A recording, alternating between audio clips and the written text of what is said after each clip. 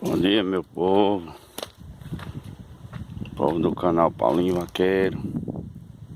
Isso aí é um carrinho de boi. Meus bisavô. Muitos anos aí, ó. E essa aqui é uma carrocinha nova. E a carroça nova que eu comprei um amigo. Em Boa Vista, ela tá por aqui guardadinha. Isso aqui é do meu tio. Muito bom amanhecer no mato.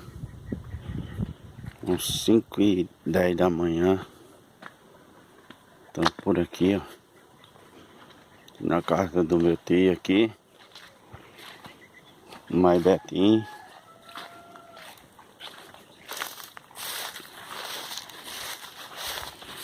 Mais Betinho, meu primo.